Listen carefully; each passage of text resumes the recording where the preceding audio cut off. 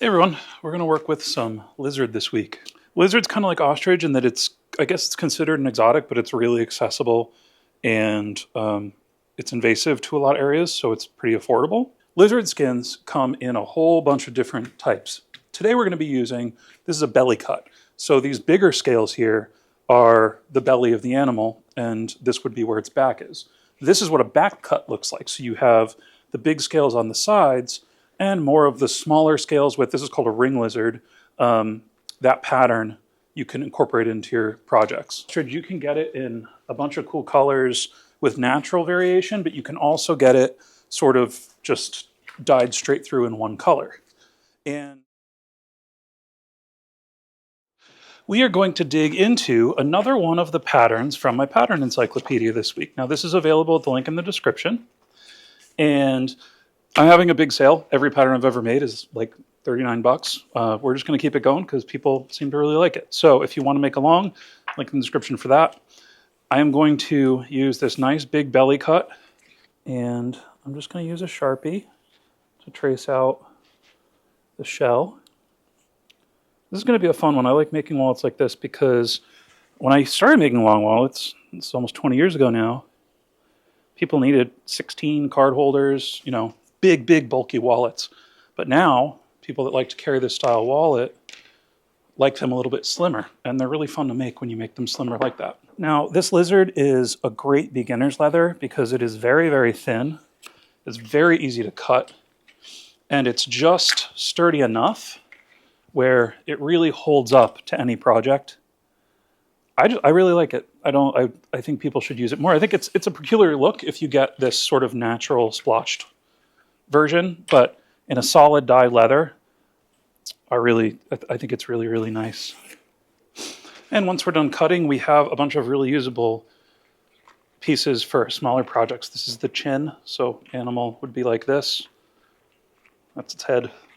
You can get a nice sort of watch strap or two out of this, some card key fobs. The nice thing is too, if you get this sort of modeled look, you can get sort of, if you make watch straps, you can get this pattern, you can get a little bit of a more splotchy pattern all in one hide that's like very affordable. So we're going to bring in some Wicket and Craig bridle here, and this is what I'm going to line my shell with. I'm not going to use any stiffeners or anything like that. There's really no need for a little simple wallet like this in the style that I'm making it. And I have switched to Renia Superfix from Barge. It's toluene free. It's actually, I kind of like it a little bit more.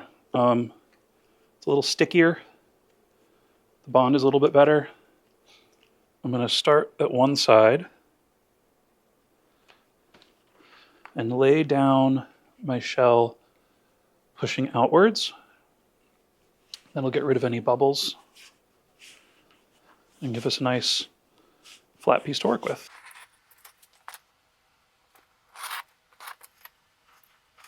Now, one of the first videos I ever made on YouTube was like an optical illusion pattern, and this is kind of the same thing. So this is actually a card wallet, a card pocket that sits on top, but we can use color blocking to make it look kind of neat. So I'm going to use a combination of this tan Wicket and Craig. And I'm actually going to use a navy just kind of to bring a little more interest to the piece. It's not, you can't really tell, it reads kind of black. In the right light, you get just a little bit of extra color. And what you can do with these patterns, the reason I lay them out like this, is so that you know what it's going to look like when it's all put together on just the pattern for the body. So to get an idea, if you can't see it in your head of what it'll look like, I'm thinking I want to do this back piece black. I'm just going to like very quickly kind of scribble it in. That's all you'll see of that piece. And then I think I want this piece to be black as well. So, you know, we don't need to do the whole thing, but you can kind of get an idea for what it's going to look like. This is very crude, but I think that'll be nice.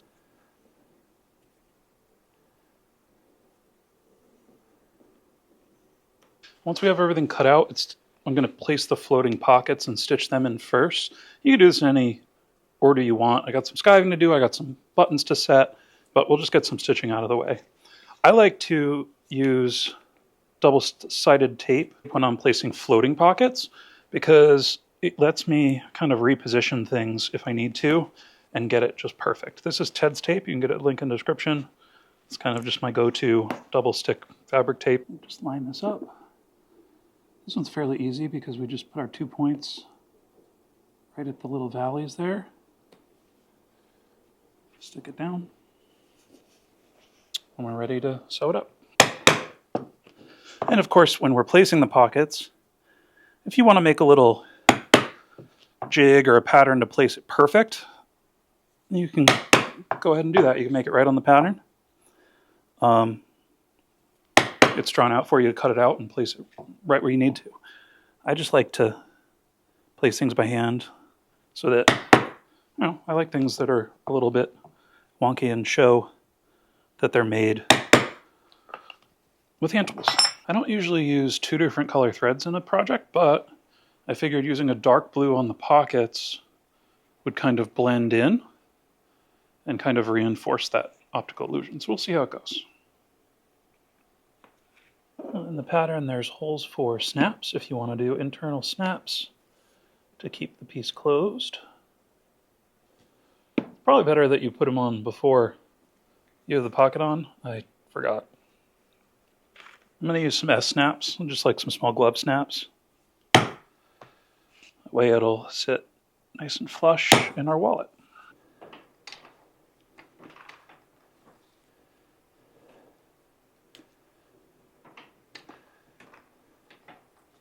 Now I was going to do some skiving, but I kind of think we're going to be okay without it, and I want to show that you can make this without skiving at all. So the next step is to glue, basically get our pocket assemblies all together, and that just means gluing around the outside of all 4 of our pocket pieces. This brush is not the best move, but I haven't got my little squeegees in the mail yet, so we're just using what we got.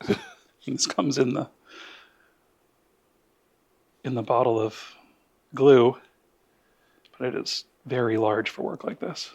So we'll glue these together, and then all we have to do is glue our pocket assemblies to our outer shell. This is cool because everything kind of starts to come together, and you can see sort of the optical illusion of the whole design.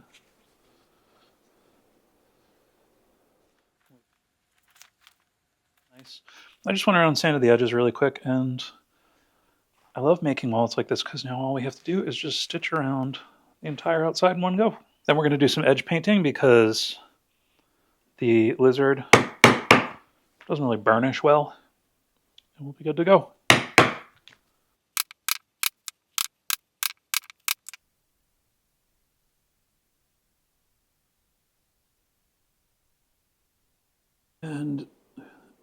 And you generally want to edge paint lizard skins. So we're just going to go through our edge painting process and get a nice smooth edge.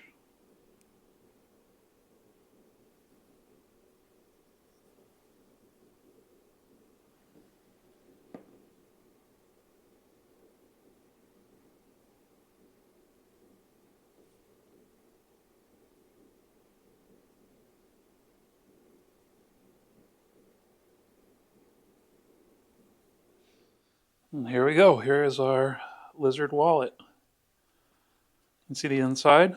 This pattern's pretty cool. It's got that kind of geometric color blocking look. Snaps nice and closed. The edges came out really good. I like sometimes not skiving and having a little bit of a meaty painted edge. But you can see this lizard gives you a really nice exotic look, and it still fits in the budget. So that's going to be it for this one. Thank you guys so much for watching. Patterns are going to be in the description. The big sale is still going, and so are materials. I'll see you in the next one.